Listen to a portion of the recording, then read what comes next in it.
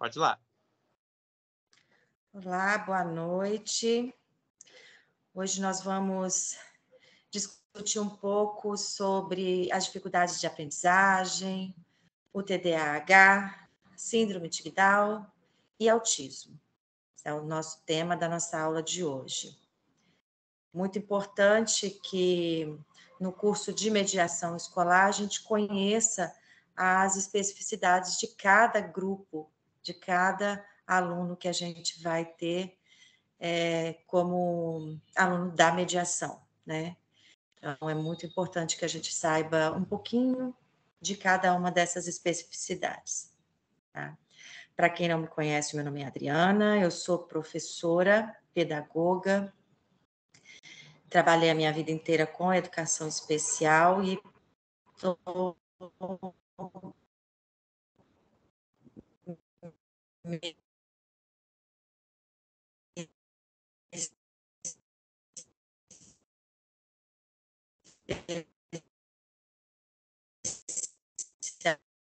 especializando e escola inclusiva, né?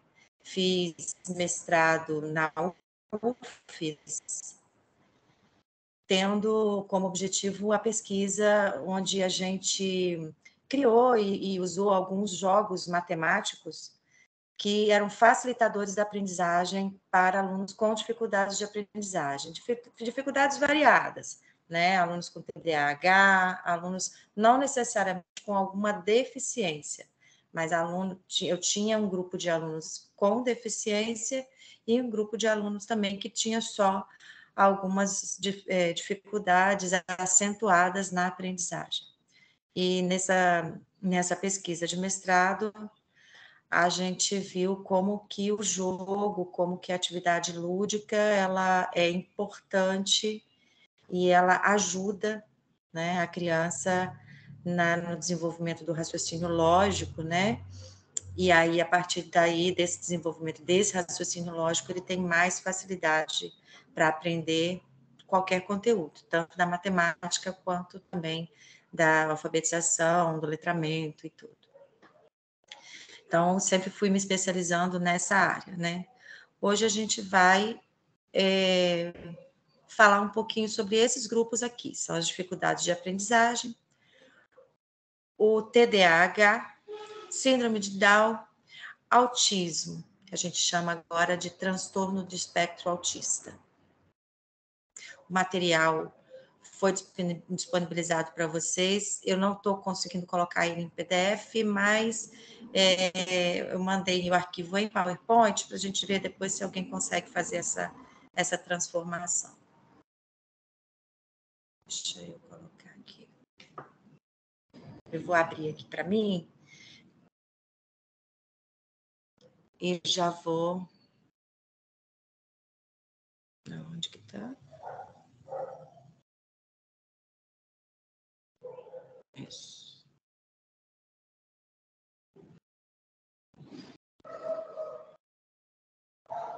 Então, primeiro a gente vai falar um pouquinho sobre a questão da dificuldade de aprendizagem. A gente chama, o certo é chamar dificuldade de aprendizagem ou distúrbio de aprendizagem. Tem diferença? O que é uma coisa, o que é a outra coisa, né? O que são dificuldades e o que são distúrbios de aprendizagem? Uma dificuldade de aprendizagem é um obstáculo, é uma barreira, um sintoma que pode ser de origem cultural, cognitiva ou até mesmo emocional.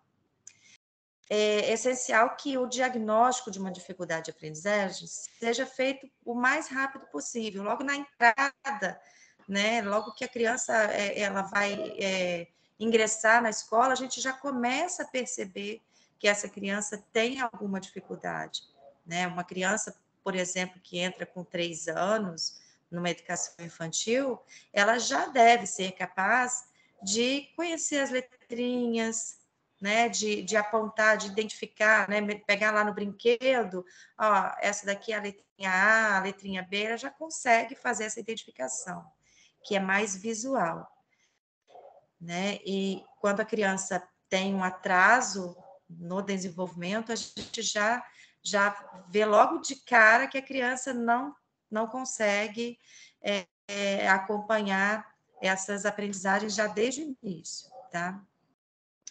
A maior parte dos problemas de dificuldade de aprendizagem, elas podem ser resolvidas ali mesmo no ambiente escolar, pois elas são questões psicopedagógicas. Alguma coisa é importante que a gente faça os encaminhamentos para essa criança ter um acompanhamento específico em alguma área, por exemplo, com a fono, com a psicopedagoga, né, com a neuropsicopedagoga, com outros profissionais que vão trabalhar diretamente com essas dificuldades que ele apresenta na escola, tá? As dificuldades de aprendizagem, elas são causadas por fatores externos, ou seja, elas geralmente não são de origem orgânica nem inata, né? Por exemplo, quando a gente vai investigar uma defasagem na aprendizagem, o professor ele pode, por exemplo, se deparar com situações de conflito familiar, de mudança da escola, sempre algum fator externo que está causando uma dificuldade, que essa dificuldade ela pode ser até momentânea, né? Uma criança que está com atraso, por exemplo, na leitura, ali mesmo a gente vai fazendo uma pesquisa com essa criança e a gente vai ver que alguns fatores externos podem estar acarretando essa dificuldade que está se apresentando naquele momento, né? São várias questões emocionais, questões sociais, né? Questões de relacionamento da criança com outras crianças. Geralmente é isso, são fatores externos, diferente do distúrbio de aprendizagem, tá? Então, o que fazer com relação a uma dificuldade apresentada? A mediação, né, no caso de uma dificuldade de aprendizagem, ela pode ser feita pelo próprio professor, que deve ter um olhar atento às dificuldades apresentadas e às mudanças do comportamento do aluno. Ai, minha seguidora. Minha seguidora, toda atrás de mim o tempo todo. Dentro de casa, igual mulher. Olá, ligar o microfone. Oi?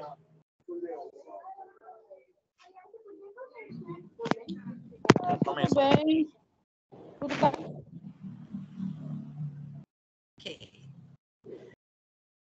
Então, vamos lá. A mediação, né, quando é uma dificuldade, por exemplo, a criança está com uma dificuldade ali momentânea, uma dificuldade em relação a fazer contas, por exemplo. Não consegue aprender a adição.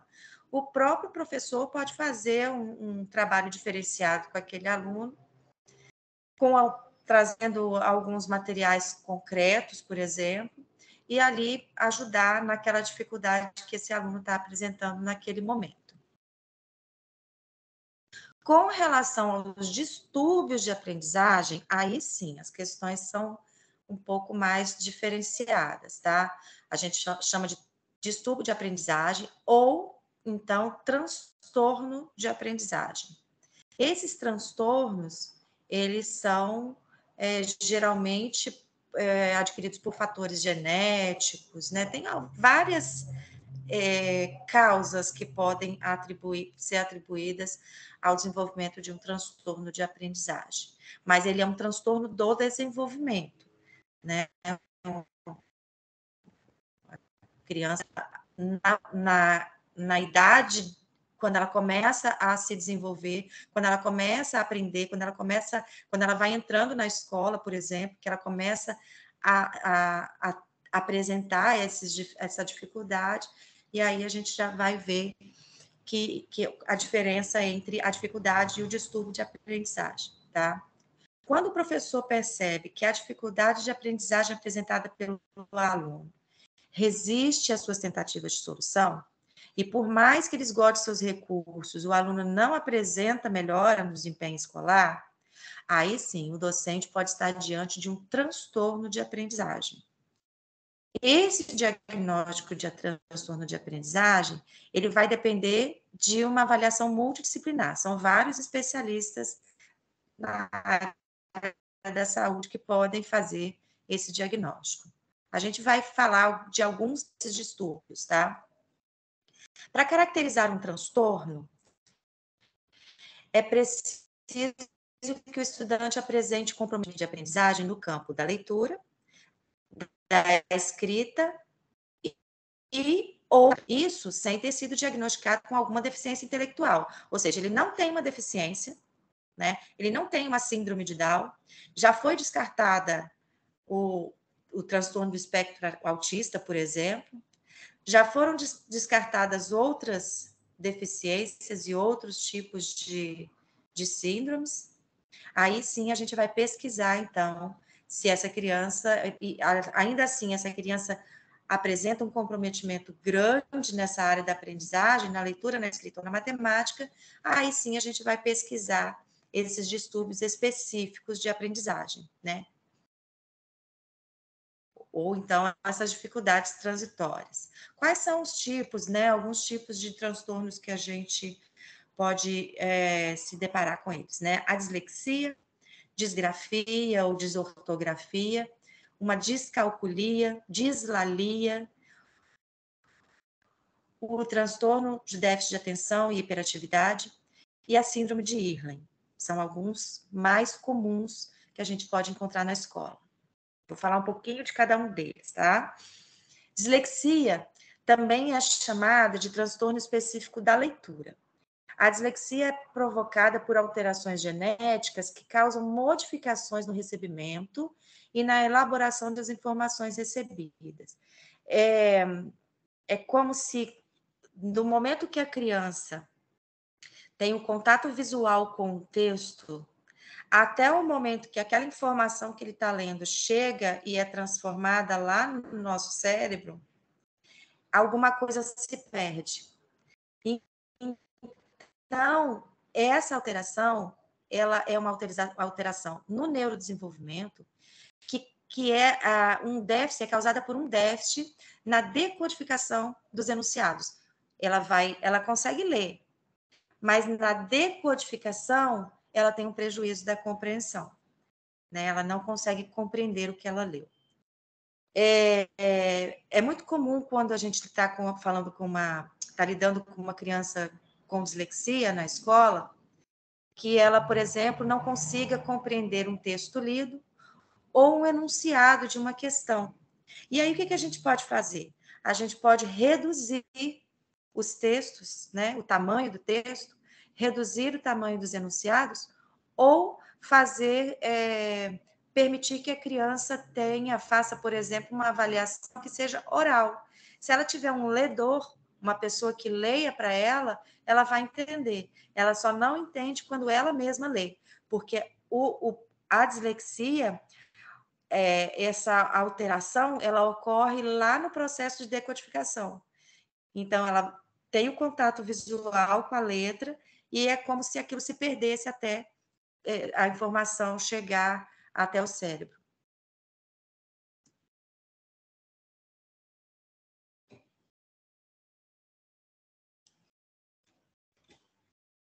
Então, o que a gente pode fazer? A gente pode ajudar o aluno na organização do seu material, da sua agenda, né? O aluno com dislexia, ele geralmente tem muita dificuldade nessa questão da organização, né? Às vezes ele escreve fora de ordem, fora de contexto. A gente tem exemplos de pessoas com dislexia, pessoas famosas como Einstein, né? Leonardo da Vinci. Leonardo da Vinci tinha uma dislexia e ele tinha uma dificuldade que ele escrevia tudo espelhado, tudo de trás para frente e espelhado. Então, ele tinha essa dificuldade nessa organização do texto escrito e na própria escrita, né? O que a gente pode fazer, então? Ajudar o aluno nessa organização, ler os enunciados e os textos para o aluno, né? Principalmente quando ele está com mais dificuldade no início da escolarização, incentivando esse desenvolvimento, essa autonomia na leitura, que ela seja progressiva.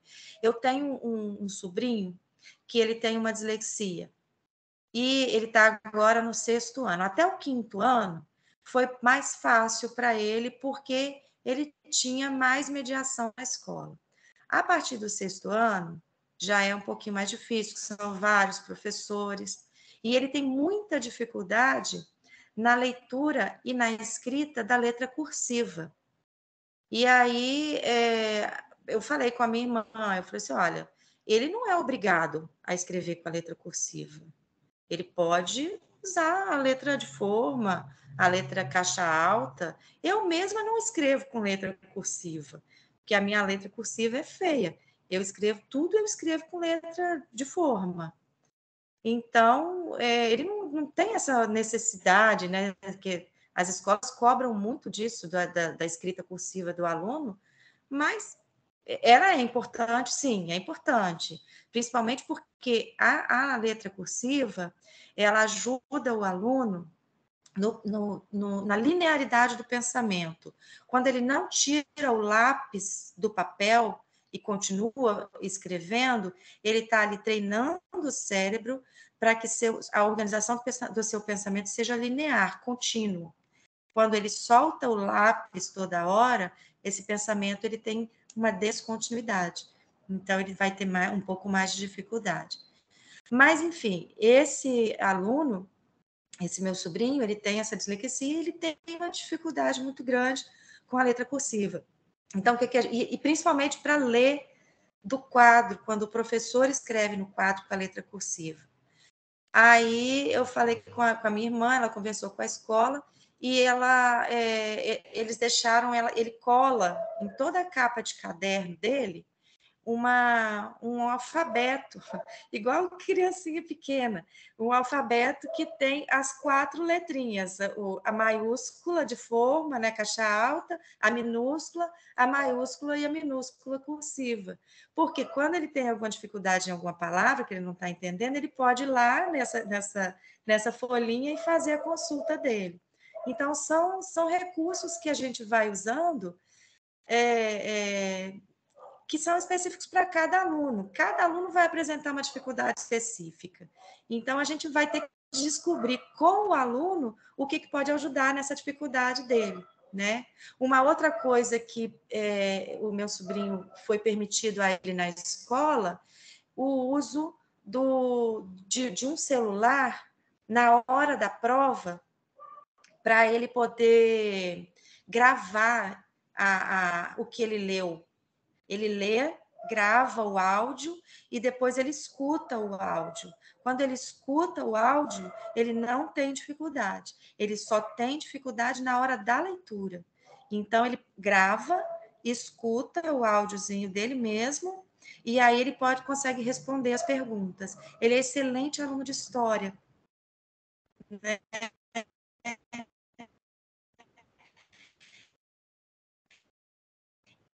E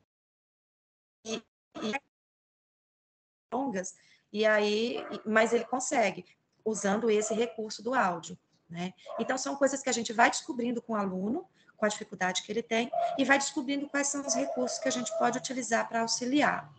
Então, essa redução dos enunciados é importante, enunciados mais curtos, mais objetivos, uma adaptação de uma prova, colocando, né, sempre nesse sentido, de reduzir os enunciados. Utilizar recursos audiovisuais e possibilitar, quem sabe, uma avaliação oral para o aluno com dislexia. O que é a disgrafia? Disgrafia é chamado transtorno de leitura e escrita. Ele é reconhecido em 3 áreas, podendo ser, dessa forma, afetar. Em uma área, a grafia, quando o comprometimento do aluno está na escrita das palavras, né, das letras, ele não consegue escrever direito, ele escreve garranchos mesmo, né? Aquela letra que ninguém consegue decifrar. Pode estar na ortografia, que é a dificuldade na representação ortográfica, por exemplo, ele come trechos da palavra ele junta uma letra, uma palavra com a outra, escreve tudo junto, né? Ou então ele escreve de trás para frente. Vocês já viram crianças que fazem isso? Que escrevem de trás para frente no caderno? Ou criança que escreve com o caderno de cabeça para baixo? São dificuldades aí, são exemplos de transtorno da disgrafia, tá? Que pode ser da grafia, da ortografia ou da produção textual, né? Problema na construção da ideia do texto, né? Relacionada à coesão. A criança não consegue escrever um texto com sentido, né? São problemas persistentes relacionados à coesão, à coerência, uma fala pobre, né? Um vocabulário pobre, uma escrita pobre. Então, isso tudo pode ser um exemplo de disgrafia. A disgrafia, para a gente identificar uma disgrafia, o aluno já tem que estar ali, por exemplo, talvez terceiro ano, porque até o segundo ano, alguns erros eles podem ser muito comuns, né? A partir do terceiro ano, a criança não conseguiu não consegue escrever com clareza, não consegue escrever as letrinhas direito, ou então tem muita dificuldade na escrita das palavras, aí a gente já pode começar a pesquisar uma disgrafia. O que a gente pode fazer para ajudar o aluno? Atividades de coordenação motora fina são essenciais, tá? Aqueles mesmo da educação infantil, de cobrir pontilhadinho, aquelas cartilhas antigas, podem ajudar bastante. Atividade de cópia, fazer o aluno, né, copiar mais vezes, sem que isso seja uma violência para ele, né? Porque a gente também tem que ter o cuidado de que a criança tenha uma disgrafia, isso vai ser extremamente difícil para ele. Então, ficar repetindo ali na cópia insistentemente todos os dias pode ser muito prejudicial, que essa criança vai acabar perdendo o interesse pela escola, né? E utilizar recursos audiovisuais são sempre bons recursos para qualquer tipo de transtorno de aprendizagem, tá? A descalculia é um transtorno específico das competências matemáticas, né? Caracterizado pela dificuldade em adquirir e desenvolver habilidade de cálculo, raciocínio lógico, aritmética. Então, a criança não consegue ter lógica de raciocínio, a criança não consegue fazer cálculo mental, ou mesmo fazer cálculo usando recurso material, tem dificuldade, tá? Também é um tipo de transtorno que a gente só vai detectar mais para frente no processo de escolarização. Não tem como detectar isso na educação infantil, nem no primeiro, nem no segundo ano de aprendizagem, porque as crianças ainda são muito novinhas e qualquer dificuldade é muito comum, né? É comum que a criança tenha. Eu trabalho numa escola onde eu tenho um projeto que chama Oficina da Matemática. Eu não trabalho com matemática especificamente, eu trabalho com jogos, e geralmente jogos de lógica, jogos de raciocínio lógico, um pouco de... A gente começa com o joguinho da velha, aí eu fiz uma adaptação, né, de jogo da velha, que a gente chama de jogo do velho, que a criança só vai usar 3 pecinhas, ao invés de usar as 9, né? Acho que são 9 pecinhas do jogo da velha, ou 6, não lembro. Mas, enfim, a gente faz algumas adaptações de jogos, trabalha com jogos de xadrez ou pré-xadrez, né? Que são joguinhos que auxiliam na aprendizagem de xadrez. Todo jogo que trabalha com a lógica, com o raciocínio lógico. Porque é comprovado cientificamente que essas atividades lúdicas que envolvem a lógica, elas auxiliam e muito nas outras aprendizagens.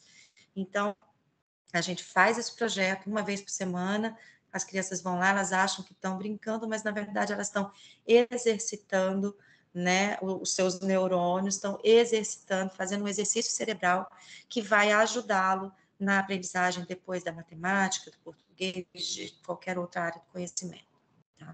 Tá? Na descalculia, a criança não consegue coisas simples, né, como fazer um cálculo mental, ler horas, né, identificar, fazer uma leitura de horas, noção de conjunto, por exemplo, é muito difícil, tudo isso é muito difícil. O que a gente pode fazer com a criança, como mediador de uma criança com descalculia? Utilizar sempre o material concreto, né? Sempre ter em mãos um joguinho, uma caixinha de... Como é que chama aquela caixinha? Material dourado, o ábaco, sempre, né? Usar esse tipo de material concreto que ele possa manipular, que vai facilitar na aprendizagem dele. Permitir o uso da calculadora e da tabuada. Aí, mas aí fica muito fácil. Mas se a criança tem um laudo de descalculia, ela pode sim, né, na hora de uma avaliação, na hora de uma atividade, utilizar esse recurso que vai facilitar com que ele tenha, né, as respostas mais rápidas, né? Trabalhar com jogos de raciocínio lógico, atenção e concentração, né? Todo tipo de jogo de raciocínio lógico que envolve atenção e concentração é legal. Principalmente quando a criança for muito pequena e ela já começar a apresentar dificuldade na área de cálculos, é legal a gente trabalhar com jogos também que trabalhem o corpo inteiro, sabe? Amarelinha, jogos lá que trabalham lá na educação física, na psicomotricidade, porque se a criança tiver, por exemplo, for trabalhado nela um equilíbrio corporal, por exemplo, ela vai ter mais facilidade depois na aprendizagem, né, e no desenvolvimento do raciocínio lógico. A gente pode também usar situações do cotidiano nos problemas matemáticos. Fazer probleminhas com coisas que eles realmente entendam, que façam sentido para eles. E aí eu vou dizer que não é só para criança com descalculia, não. É para toda criança, né? Tem umas coisas que a gente vê, umas totalmente fora de lógica e que a criança tem que resolver ali, né? Vamos lá. Aqui, essas... vocês não estão acompanhando, né? Porque eu estava apresentando aqui o meu material e eu estava vendo umas fotos de um projeto que eu fiz num CIEP, que também era de desenvolvimento de jogos, assim, e foi maravilhoso, com crianças do 5º ano do ensino fundamental. Dislalia, o que é a dislalia? Dislalia é o distúrbio da fala. É aquela fala tipo do Cebolinha, né? Ou com outras dificuldades de fala, língua presa, qualquer outra dificuldade da articulação das palavras, né?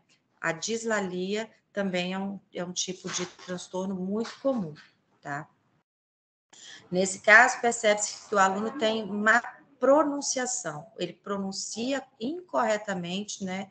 Ou troca fonemas, então ele tem uma fala diferente. E aí a gente encaminha para a fono vai fazer o acompanhamento, tá? E é interessante a gente pensar como mediador e como professor que um aluno que tem dislalia, se ele tem dificuldade na pronúncia da fala, ele vai escrever errado.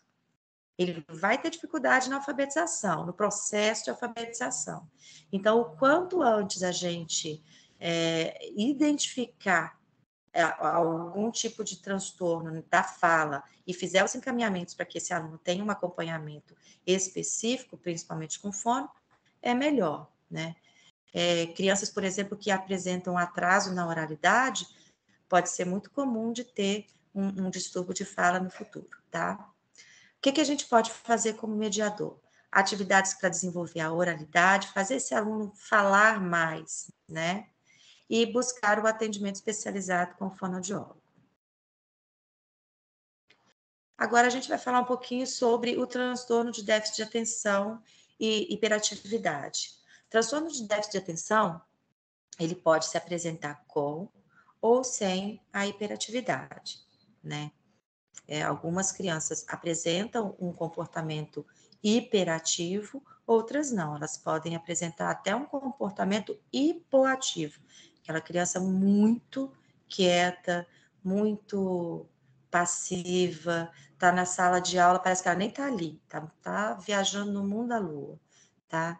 E geralmente ela está mesmo no mundo da lua. Então, o transtorno de déficit de atenção, ele pode ser identificado logo nos primeiros anos de vida, né? Ele tem origem neurobiológica e as características desse transtorno, elas geralmente incluem falta de foco e atenção, que na verdade não é falta de foco, é um hiperfoco, né? A nossa visão, nós quando olhamos para uma criança com transtorno de déficit de atenção, a gente acha, a gente entende que aquela criança, que aquele aluno, ela não tem, ela tem pouca capacidade de focar e de prestar atenção durante muito tempo sobre alguma coisa. Mas o que acontece, na verdade, na cabecinha daquela criança é que ela tem uma capacidade imensa de focar a atenção em várias coisas ao mesmo tempo. Então, ela está ali na sala de aula, mas ela está ouvindo tudo o que se passa no corredor, ela está ouvindo tudo, né? O que até qualquer barulho, qualquer estímulo externo tira o foco, porque ela tem essa capacidade de ficar vendo e ouvindo tudo ao mesmo tempo.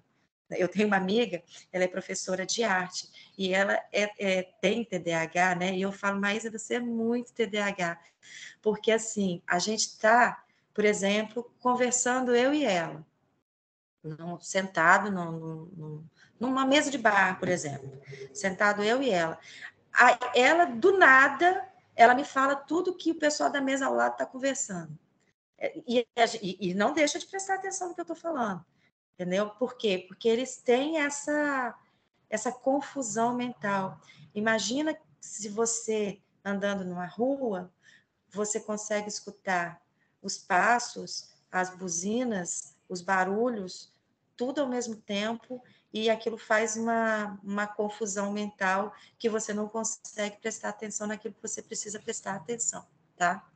Baixo nível de concentração, né? Isso aí sim, ela tem uma dificuldade em concentrar especificamente em alguma atividade. Então, ela começa a fazer uma coisa, de repente, ela está passando para outra, né? Geralmente é uma criança mais impaciente, mais desinteressada, muito inquieta. A impulsividade é muito comum, né? Uma criança mais impulsiva, podendo vir a ter apresentações também de agressividade, essa impulsividade ser levada a uma agressividade, tá? Tem dificuldade em cumprir ordens, tem dificuldade na interpretação de textos, né? Geralmente é uma criança extremamente desorganizada também. Você vai ver que a criança com TDAH, ela não consegue deixar nada quieto em cima da mesa.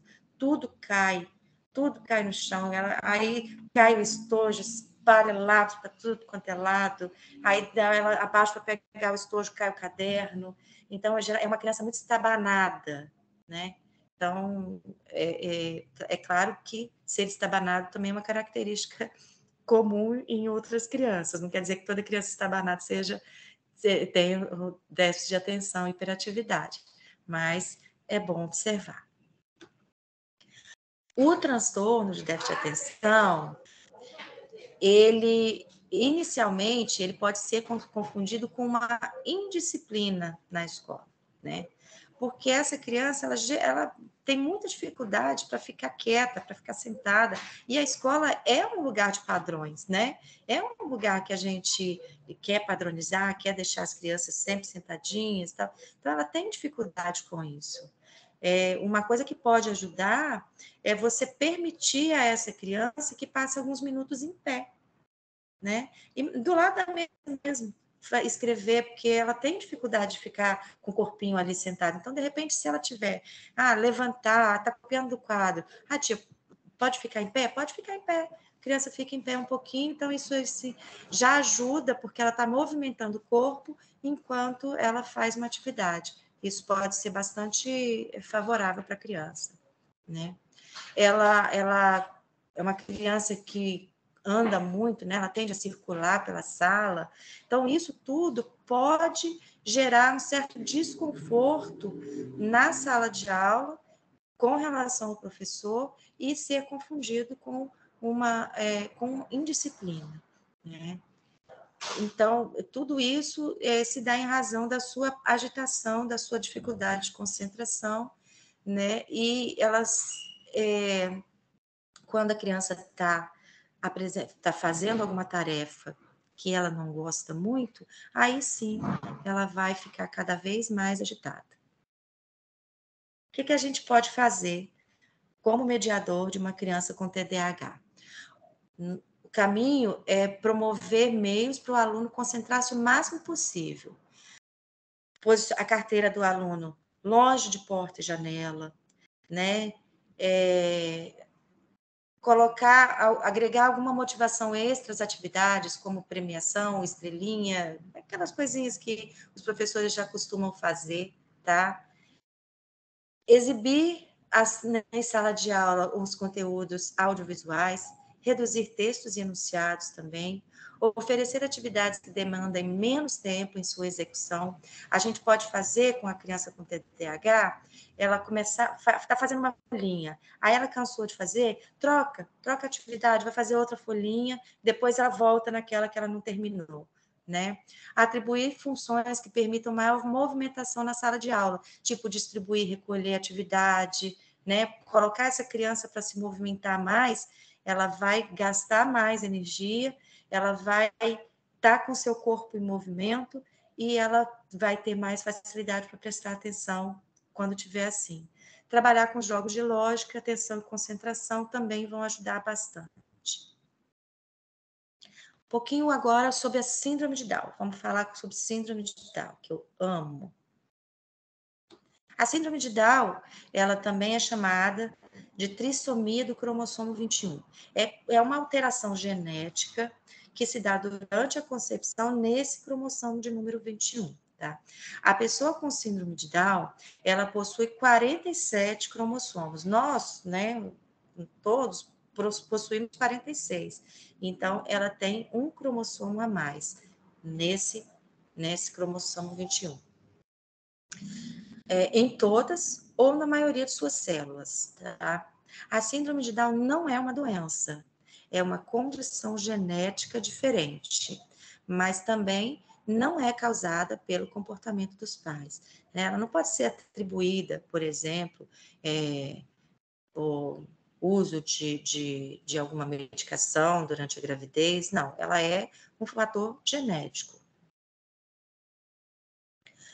Características da síndrome de Down, além das físicas, né? Porque as físicas a gente já vê.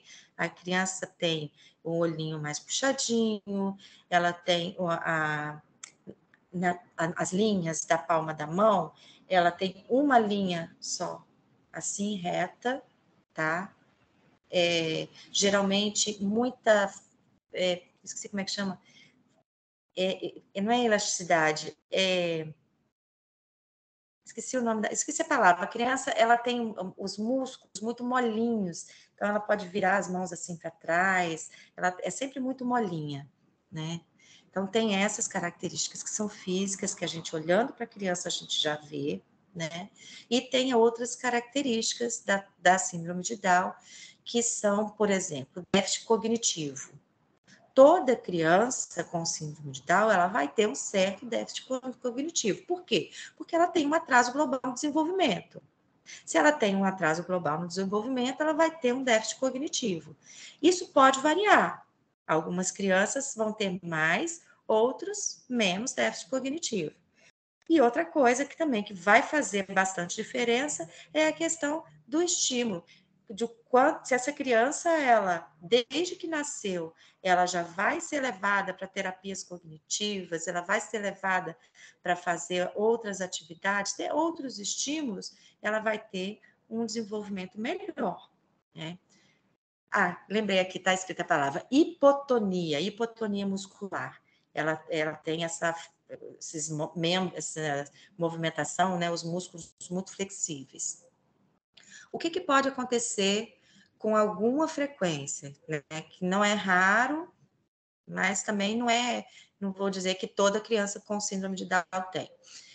Uma malformação cardíaca ou gastrointestinal é comum, né? Crianças que têm a síndrome de Down, elas serem acometidas também por um problema cardíaco. Ela pode apresentar doença na tireoide, né? E aí, essas crianças que têm essa doença de tireoide, geralmente elas vão ser bem curtinhas, vão engordar mais. Problemas de visão e de audição, problemas relacionados à dentição, né? Por causa dessa hipotonia muscular, a língua da gente é um músculo. Então, a criança com síndrome de Down, ela vai ter também dificuldade na fala, porque a língua é molinha demais. Então, ela vai falar com aquela língua mole e ela vai ter mais dificuldade para aprender a falar. Por consequência, dificuldade na fala vai ter o quê? Dificuldade na escrita, dificuldade no processo de alfabetização. Então, é tudo uma bola de neve. Tudo, né? Se ela tem um atraso global, ela vai ter vários outros tipos de comprometimentos durante o seu desenvolvimento. Estimulação precoce é extremamente importante, né? Lá, logo nos primeiros meses de vida, o bebê com síndrome de Down já tem todo tipo de acompanhamento especializado, como fisioterapia, por causa da sua hipotonicidade, terapia ocupacional, para trabalhar essa questão da cognição, dos sentidos e da motricidade, e a fonoaudiologia, né? Para trabalhar essa musculatura né, orofacial, que vai ajudar a criança na pronúncia, vai ajudar a criança a ter uma fala mais bem desenvolvida no futuro. Na escola, o que a gente pode fazer como mediador de uma criança com síndrome de Down? A atuação do mediador vai depender do déficit cognitivo que essa criança apresenta, né? Umas mais, outras menos. Mas, em todos os casos, o que a gente pode incluir? Jogos de lógica, jogos de atenção, concentração, jogo de memória, tipo quebra-cabeça, joguinho de memória mesmo, né? Bastante jogos, muitas atividades lúdicas, simulação de situações cotidianas, estímulos audiovisuais, né? Enunciados e textos curtos e mais objetivos, e recursos de comunicação alternativa, tipo você colocar figurinhas, quando essa criança tem uma dificuldade de fala muito acentuada, você pode ter um álbum com, por exemplo, uma figurinha lá do banheiro, e na hora que a criança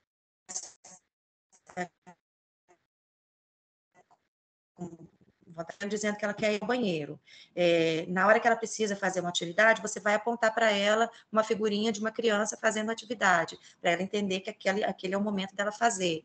E por aí vai, né? A gente chama de comunicação alternativa. Depois eu acho que eu vou mostrar alguns exemplos para vocês aqui. Na hora que eu for mostrar, eu vou compartilhar a tela com vocês, tá bom? Vamos falar um pouquinho sobre autismo, né? A gente, hoje em dia, usa o termo TEA, transtorno do espectro autista. Nunca se falou tanto em autismo como ultimamente, mas porque a gente tem visto uma crescente, um número muito alto, né, de crianças nascendo e desenvolvendo autismo. O transtorno do espectro do autismo, TEA, é uma condição de saúde caracterizada por um déficit na comunicação social e no comportamento. É um transtorno do neurodesenvolvimento, né? Logo nos primeiros meses, a gente já pode ver alguns sinais que podem nos alertar para um possível autismo e a gente já sair pesquisando, tá? Não tem só um, né? Mas vários subtipos de transtorno. Estudos recentes têm demonstrado que fatores genéticos são os mais importantes na determinação das causas do autismo, né? Existem atualmente mais de 1.000 genes já mapeados e implicados como fatores de risco para o transtorno. Tem outros fatores. Uma coisa, por exemplo, é idade paterna e materna acima de 40 anos. A chance de ter uma criança com autismo aumenta muito, né, quando a idade dos pais também já está bastante elevada. Deixa eu mostrar uma tela para vocês aqui.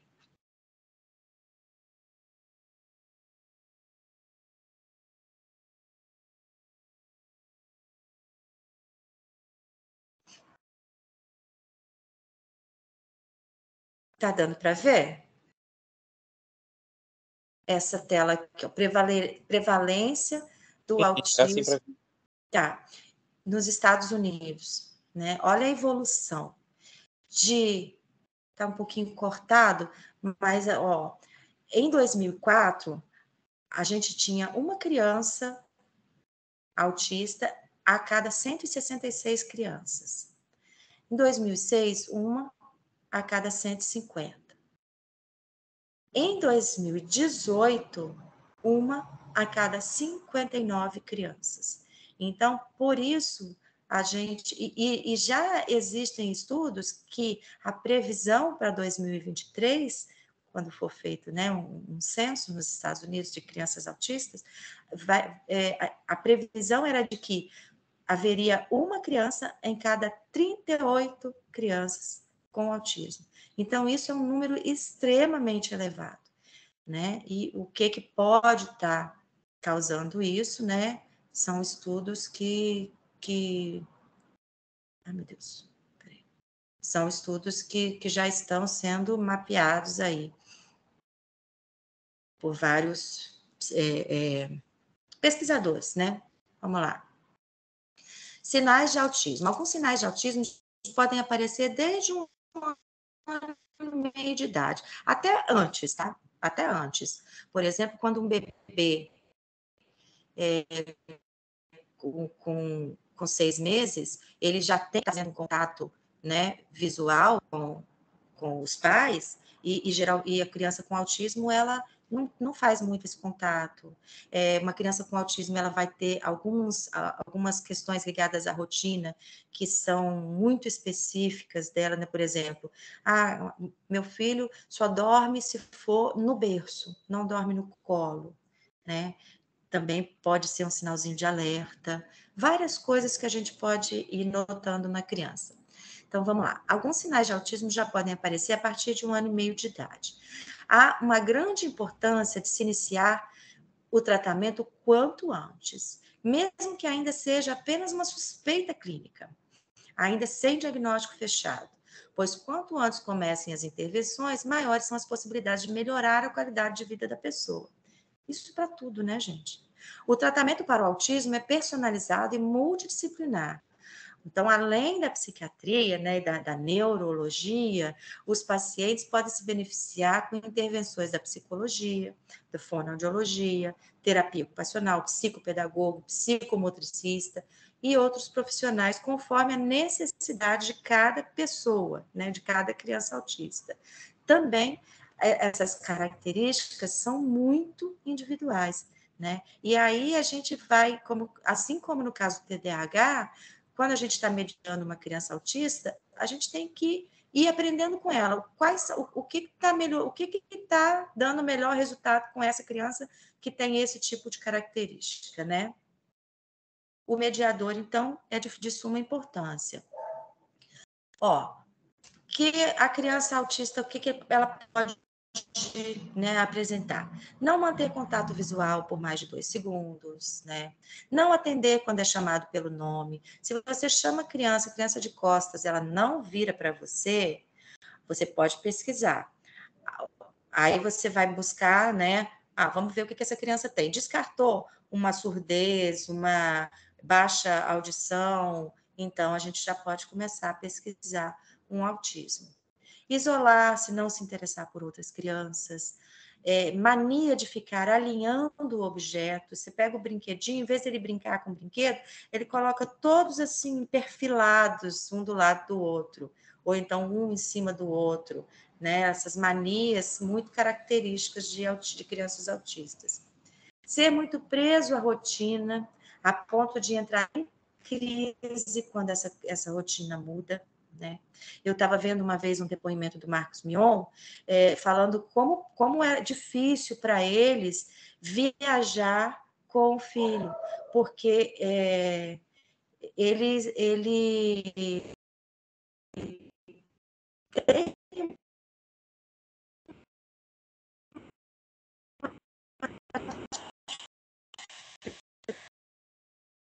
dificuldade,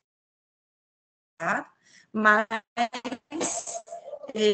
ainda né, de sair da rotina. Não brincar com brinquedos de forma convencional.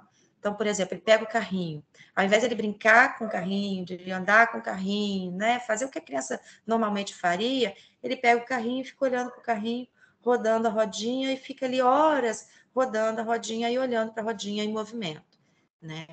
É uma característica também comum. Fazer movimentos repetitivos sem função aparente, tipo balançar a cabeça ou ficar balançando a mãozinha, né? Esses movimentos muito característicos de cada criança. Não falar ou não fazer gestos para mostrar algo. Muitos apresentam uma ecolalia. O que é ecolalia? Ele tem fala, ele pode falar, ele tem boa articulação para fala, pronuncia a palavra, mas ele não verbaliza alguma coisa que partiu dele. Ele repete o que o outro diz, né? Ele não tem uma fala voluntária. O outro fala, ele repete. Isso é ecolalia.